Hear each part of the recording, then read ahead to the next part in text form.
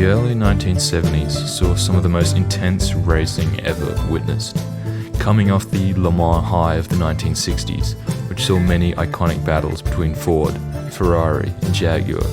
Much of the motoring world was obsessed with what new cars manufacturers would bring to the table every year.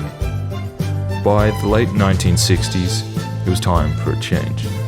Just as how Ford had marked a new era of racing with the introduction of the GT40, so again would Porsche with the 917. Porsche had been competing in Le Mans throughout the late 1960s, but for the most part had been overlooked as a leading manufacturer, often lagging behind more iconic brands such as Ford and Ferrari. However, a time of rapid change would soon follow. Racing in the 1960s had seen extremely rapid developments in the areas of aerodynamics, speed, and reliability. In not even 10 years, the look of race cars had changed so dramatically.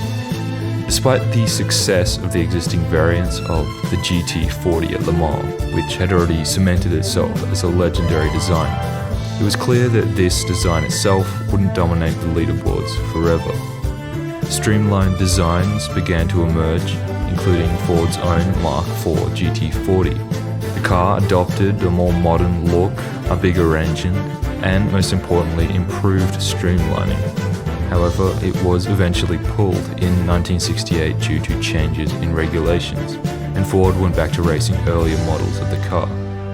Nevertheless, the seed was planted. Racing would never look the same. Although technically, it could be claimed that it already existed in earlier cars such as Lola's T70, which began to adopt a more aerodynamically intuitive outer body. Ford attempted to engineer newer concepts as well, in particular the P68, a streamlined design made to compete against Porsche's 907 and 908. But unfortunately for the P68, the design would ultimately fail and drop out of its category. However, 1969 would be a year of change.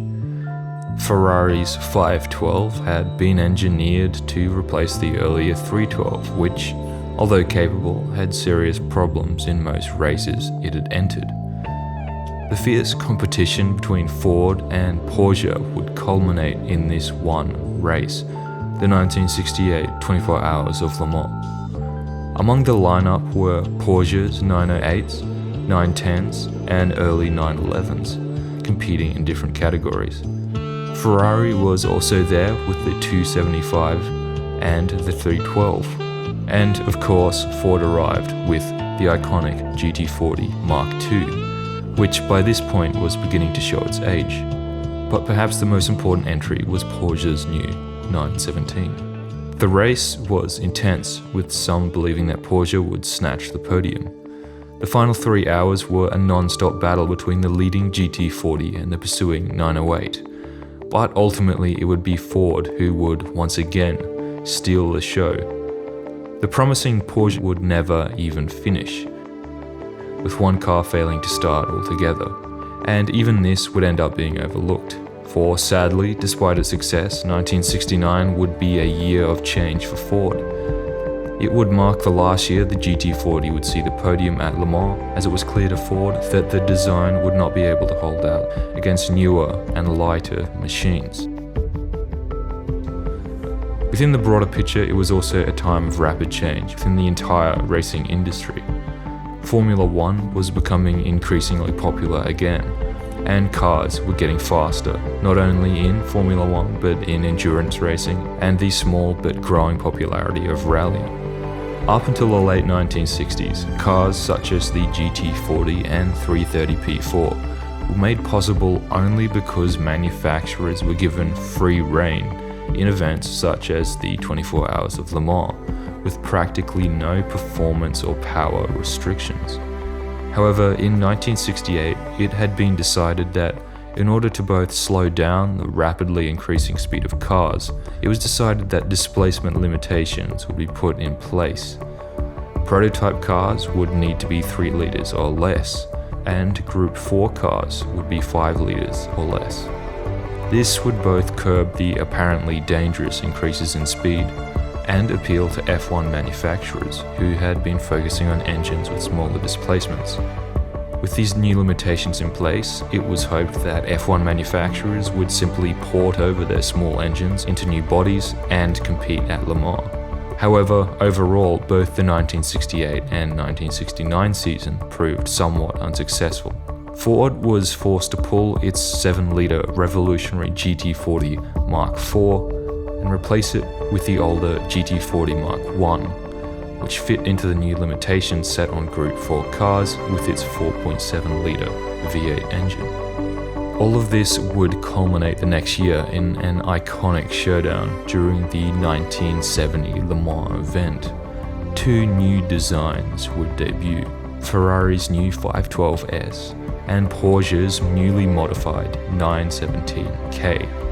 The 917K was shorter, faster, exceeded in downforce, and produced more power than its predecessor, as a result of its slightly larger 5-litre flat 12 engine, although the older 4.5-litre and 4.9-litre engine continued to race with improvements. Another variant, the 917LH, had also been designed specifically for competition at Le Mans. Taking the opposite approach to the K variant, the LH adopted a low-drag, long tail, which set it apart from the 917K, but was also different from the earlier, longer models of the car. Despite competing the previous year, this would be the first time the car would see proper action. This time, there was no GT40, but Ferrari had promised competition, looking to take back the top place it had held before being dethroned by Ford several years earlier. Ferrari had caught on to the new design trend, and over the latter half of 1969, Enzo Ferrari decided to go all in, selling off almost half of Ferrari to Fiat in exchange for enough money to fund the 512 project.